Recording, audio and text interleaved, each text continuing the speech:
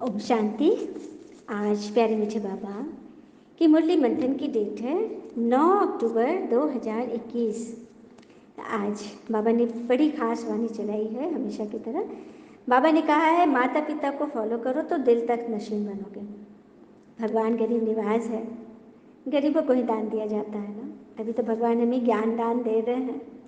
गरीब अर्थात मन से दुखी, तन से दुखी, रोग शोक है, धन से धन की कमी है, और जन से परिवार में भी स्नेह नहीं है, समझ नहीं रहे हैं, तो दुखी गरीब, उन्हीं के लिए तो भगवान आए हैं। ये बाबा आज भी बोल रहे हैं कि मैं तुम्हारा ओबीडिएंट सर्वेंट हूँ। मैं तुम्हारी धुलाई करने इस पति दुनिया में आया हूँ। तुम सबका कल्याण करें। मुख से यह शब्द नहीं निकलेगा कि फलाना मर गया। कहाँ? सत्युग में। सत्युग में मृत्यु लोक की तो बात ही नहीं है। क्यों नहीं है? इसको बाबा ने अच्छे से समझाया है कि बाबा पूछ रहे हैं तुम्हारे सोने हीरे के महल थे वो सब कहाँ गए, और तुम जो द्वापर से इतने गुरु आदि किए उसका क्या परिणाम निकला, ये भी बाबा पूछ रहे हैं। मौत सामने खड़ी, मतलब परीक्षा पेपर सामने खड़ा है, उसके लिए क्या तैयारी किए हो? अपना वो दूसरों का कल्याण कर आशीर्वाद लेने का जुगाड़ किए हो? भगवान पूछ रहे हैं। नए जीवन की बाबा स्मृति दिला रहे हैं। अपनी कर्मेंद्रियों पर विजय प्राप्त किए। अमृत वेला दिल में परमात्म स्नेह को समाया। कोई और स्नेही, कोई व्यक्ति, वस्तु, वैभव तो आकर्षित नहीं करता। इस पर हम बाबा की मीठी मीठी वाणी सुनते हैं। बाबा ने कहा मीठे बच्चे माता पिता को फॉलो करें, तख्त नशीन बनो। इसमें कोई तकलीफ नहीं, सिर्फ बाबा को याद करो और पवित्र बनो। दुनिया में भी लौकिक माता पिता होते, उनको फॉलो करना क्या कोई मुश्किल है? और वो कोई बहुत भारी बात तो कहेंगे?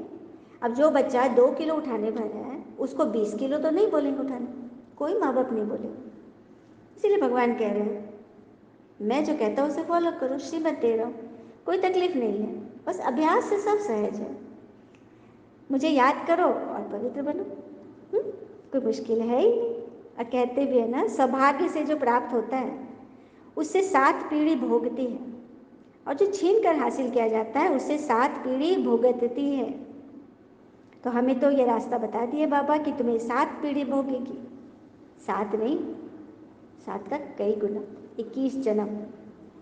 21 जन्म हम स्वर्ग की रजाई पाने के लिए अपने माता पिता को फॉलो करें, उनके दिल तख्त नशीन यहाँ बनेंगे तो स्वर्ग के राजाई पद पा लेंगे।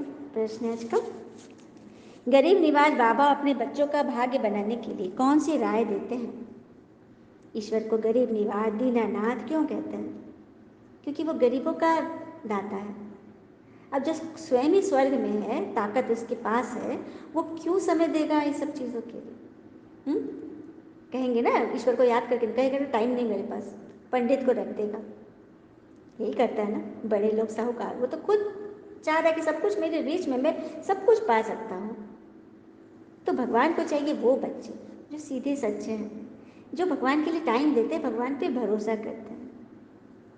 चलिए उत्तर बाबा बोल रहे हैं, बच्चे शिव बाबा को तुम्हारा कुछ नहीं चाहिए। भगवान वैसे बच्चे को बता रहे हैं जो उन पर निश्चय करके चल रहे हैं, उसको बाबा समझा रहे हैं कि मैं तुमसे कुछ नहीं लूँगा, तुम भर खाओ पियो पढ़ो रिफ्रेश होकर रहो। लेकिन चावल मुट्ठी का भी गायन है, धीरे से बाबा यह याद भी दिला रहे हैं। सुदामा की चावल मुट्ठी सबको याद है। श्री कृष्ण जी ने उनसे क्या मांगा? कुछ भी नहीं, लेकिन चावल मुट्ठी वो जो कांख में छुपा लिए थे तो उसको छीन कर ले लिया ईश्वर, है ना। किस तरह से श्री कृष्ण जी ने छीन लिया था ना, क्योंकि उनको कुछ चाहिए, कुछ कखपन चाहिए, कभी कमजोरियां चाहिए, तभी तो भरेंगे ना। तो वही बाबा कह रहे हैं 21 जन्मों के लिए साहूकार बनना है तो गरीब का 1 पैसा भी साहूकार के 100 रुपये के बराबर है। इसीलिए बाबा जब डायरेक्ट आते हैं तो अपना सब कुछ सफल कर लो। बाबा को ये नहीं कहना कि तुमको नहीं है पैसा तो तुम 100 रुपये दो, 1 का सिक्का तो दे सकते हो ना, 1 रुपया तो दे ही सकते हो ना। आज भक्ति में हम दान पेटी में कहीं भी जाते हैं तो जरूर डालते हैं ईश्वर अर्थ दान कर रहे हैं, और यहाँ स्वयं डायरेक्ट भगवान आया हुआ है। और वो देना भी किसके लिए? खुद के लिए लेना है ना। तो यही भगवान कह रहे हैं। गीत है आज की मुरली का। तुम ही हो माता पिता, तुम ही हो, तुम ही हो बंधु सखा, तुम ही हो। जो खिल सकेंगे वो फूल हम हैं, तुम्हारे नैनों के नूर हम हैं। श्रीमत का यूं साथ सदा ही देना, हमें भी अपने जैसा बनाना। तुम ही हो माता पिता, तुम ही हो, तुम ही हो बंधु सखा, तुम ही हो। ओम शांति। गीत का अर्थ तो बच्चों ने समझा है। जैसे लौकिक माता पिता होते हुए भी गाते हो ना कि हम तुम मालिक हम बालक तेरे, तुम्हारी कृपा से सुख घनेरे। तो ये किसके लिए गाते हो? जो सुख घनेरे देंगे। क्या लौकिक माता पिता करेंगे? हाँ, वो बच्चों को संभालते हैं, मेहनत करते, पालना देते, खर्चे वर्चे करते, सगाई आदि कराते, फिर भी वो सदाकाल का सुख घनेरे तो नहीं दे सकते। तब कौन देंगे? सवाल है ना। तो यह बेहद के माता पिता की कृपा से ही हम सुख घनेरे पा रहे हैं, जिससे ये दुख से हम दुख के साथ बंधन खलास हो जाएंगे। तभी तो बाबा कहते कि मैं आया हुआ हूँ तो श्रीमत पर तुम्हें चलना है। सुख घनेरे देने के लिए भगवान आए हैं, तो उसके लिए बाबा बस एक छोटी सी शर्त, श्रीमत पे चलो, मुरली को फॉलो करो। फिर बाबा आगे बोले, मैं तुम्हारा ओबीडियंट सर्वेंट हूँ। तुमने मुझे आधा कल्प याद किया है। अमरनाथ बाबा से तुम अमरपुरी जाने के लिए ये अमर कथा सुनते हो, हाँ, जहाँ कोई मरते नहीं है। अमरपुरी क्यों कहते स्वर्ग को? क्योंकि वहाँ मुख से ये शब्द ही नहीं निकलेगा कि फलाना तो मर गया, बल्कि आत्मा कहती है कि मैं यह पुराना शरीर छोड़ नया लेती हूँ। यह कहते हैं देवी देवता। मरने का वहाँ नाम नहीं, मृत्यु लोक की वहाँ कोई बात ही नहीं। तो इसको पुरुषार्थ कर अपना वह सर्व का कल्याण करो, इसके लिए पुरुषार्थ करना है, जिससे ही उन्हों की भी आशीर्वाद तुम्हारे सिर पर आती रहेगी। बाबा चाह रहे कि तुम्हें सबका आशीर्वाद मिले, तो सबको बताओ, रास्ता बताओ, अपना सर्व का कल्याण करो। क्योंकि कहते हैं ना, हर किसी के पास अपने अपने मायने हैं। खुद को छोड़ सिर्फ दूसरों के लिए ही आईने हैं। हम अपने आप को नहीं देखते, दूसरों को नहीं देखते, फलना में ये कमी वो कमी। तो उसका कल्याण करने बाबा बोला ना, आशीर्वाद लेनी है तो उसकी कमियां देखना छोड़ो, आशीर्वाद लो। फिर बाबा कह रहे कि देखो तुम्हारा प्लान कैसा है। बाकी वो लोग तो करोड़ों खर्च करते, डैम्स बनाते, बिजली के उपकरण सजाते, स्वर्ग बनाने के लिए कितना माया का पंप लगाते हैं। सच बात है। आज बाबा कहते हैं 100 वर्षों में माया कितनी आगे बढ़ गई, कितना चमक दमक हो गया, साइंस कितना आगे बढ़ गया। स्वर्ग बनाने के लिए ना प्लान करते हैं, इतना सुंदर सुंदर सब बिल्डिंग बनाते हैं, पूरा एकदम फील्ड बनाते हैं, इतना खूबसूरत अपार्टमेंट, इतना सुंदर सुंदर। क्यों? समझते हैं कि हम स्वर्ग बना रहे हैं। पर बाबा कहते हैं यह सब है उनका आसुरी प्लान, तुम्हारा है ईश्वरीय प्लान। तो अब किसका प्लान विजय को पाएगा? उन सब तो आपस में लड़ेंगे और सभी का प्लान मिट्टी में मिल जाएगा। सही बात है। ये जो विनाशी चीज वो बनाते जा रहे हैं, करोड़ों मिलियन खर्च कर रहे हैं, लेकिन उनका प्लान तो टिकेगा नहीं, आपस में ही वो लड़ मरेंगे। फिर बाबा पूछ रहे हैं, तुम्हें सोने हीरे के महल दिए थे, वे सब कहाँ गए? तभी मैं आता हूँ तुम्हें देने, क्योंकि तुमने सब लुटा दिए ना रावण के हाथों। मैं तुम्हें स्वर्ग में ले चलने के लिए आया हूँ। मुझे नरक में ही आना पड़ता है तुम्हें निकालने के लिए। बाकी तुम्हारे गुरु लोग तो और ही दुबन में फंसा देते हैं। गुरु लोगों की बातों पर बहुत सुंदर से एक बात याद आ रही है। एक बार एक नवयुवक, उसका मन एकदम उचाट हो गया था दुनिया से, उसको कुछ अच्छा नहीं लग रहा था, हर बात में उसको तकलीफ हो रही थी, डिप्रेशन में जा रहा था। तो किसी ने कहा कि गुरु कर लो ना, तो सत्संग से बड़ा फायदा होगा। तो अब गुरु खोजने निकल गया, पता ही नहीं था कहाँ कोई संस्था, कुछ भी नहीं जानता था। तो रोड पे जा रहा था, जाने के एक साधु के रूप में एक व्यक्ति को देखा, तो इसको लगा कि यही गुरु है। तो उनको उसके चरण स्पर्श किए, हे गुरुदेव आप मुझे अपना शिष्य बना लीजिए। और वो पता है वो कोई ठग था, चोला धारण करके चल रहा था। तो उसने देखा कि थोड़ा मालदार लग रहा था, अमीर टाइप का, तो बोला कि क्या चाहिए तुम्हें, क्यों? तो मुझे मुझे मुझे ज्ञान चाहिए, मेरा मन एकदम उचाट है, मुझे कुछ अच्छा नहीं लग रहा, मुझे मुझे दीक्षा दीजिए, मुझे गुरु, मुझे शिष्य बना लीजिए अपना। तो बड़ा तेज था, वो बोला कि ठीक है, मैं तुम्हें शिष्य बनाऊंगा, मैं तुम्हारे व्यवहार से बहुत खुश हूँ, लेकिन कल तुम अपने घर से जितना सोना चांदी रुपया है वह सब लेकर आना। तो वो क्यों? अरे भाई, गुरु की बात है, कुछ तुमसे बताना है तुम्हारे लिए और ये अच्छा करना है, तुम कल लेकर आना, फलना जगह बता दिया, इस जगह आना। तो बोला ठीक है। अब वो दूसरे दिन सब रुपया पैसा सब ले करके पहुँच गया। तो गुरुदेव बोले, ठग जो थे, कि चलो तुम्हें जंगल क्यों ले आता, वहाँ तुम्हें ज्ञान सिद्धि मिलेगी, ज्ञान की प्राप्ति होगी। पर ठीक है, वो उसके पीछे पीछे चल दिया जंगल में, एकदम सुनसान जंगल में ले गया वो, और बोला कि यहाँ पर मैं तुम्हें इस पेड़ से बांध देता हूँ, ठीक है, और ये तुम्हारे गहना जेवर ये मैं ले जा रहा हूँ, जो भी रुपया पैसा है, 1 सप्ताह तक तुम इसी तरह से बंधे रहना।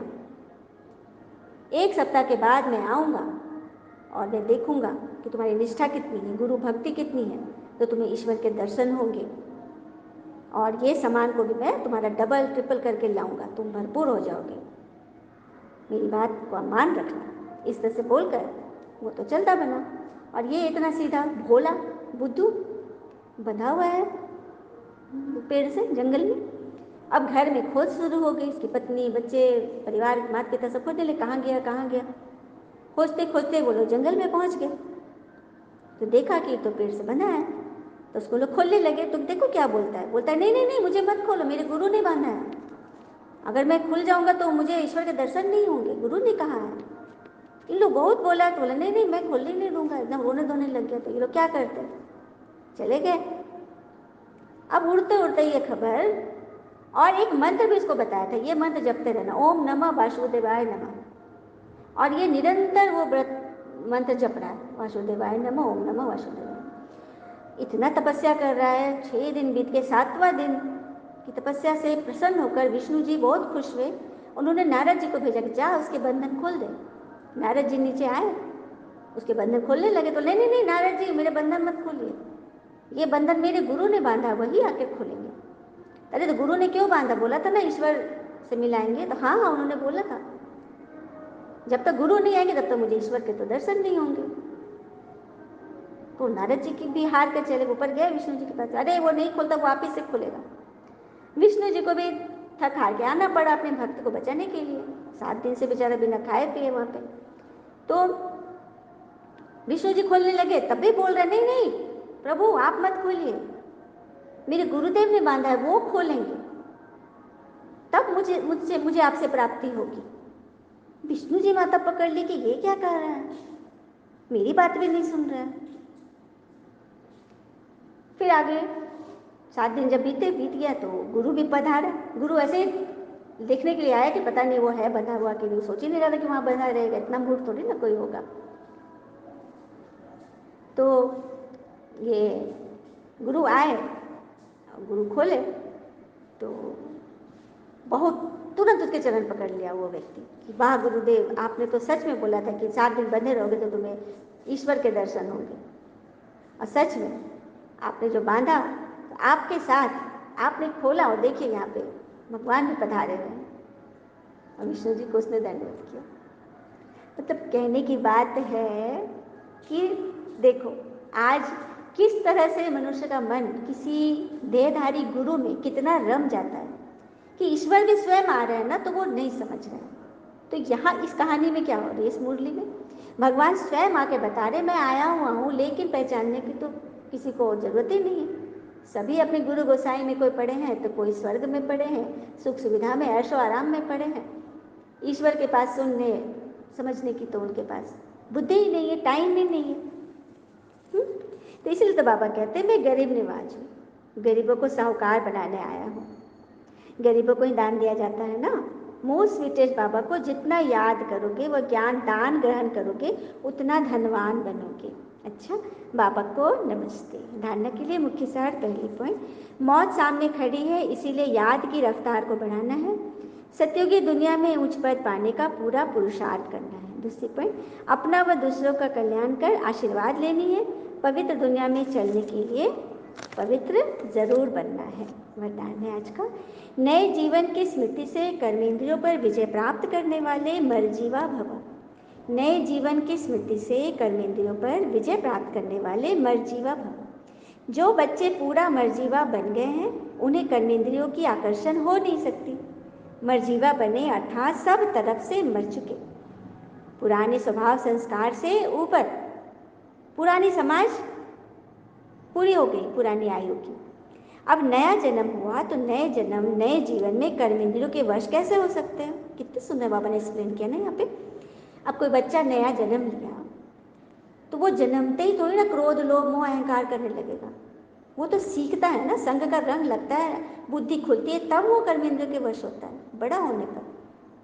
तो वही बाबा के, तुम्हारा ये नया जन्म है तो तुम बच्चा हो, बच्चे थोड़ी ना विकार में जाते हैं, बच्चे थोड़ी कर्मेंद्रियों के वश होते हैं। तो आप ब्रह्मा वत्सों के जीवन में कर्मेंद्रियों के वश होना क्या चीज होती है। आप कर्मेंद्रियों के वशीभूत होने की अविद्या है आपके पास, आप कर्मेंद्रियों के वश हो ही नहीं सकते, ये बाबा कह रहे हैं। आप इस नॉलेज से परे हो, कर्मेंद्रियों के वश होना, माया के वश होना, इस नॉलेज को आप जानते ही नहीं।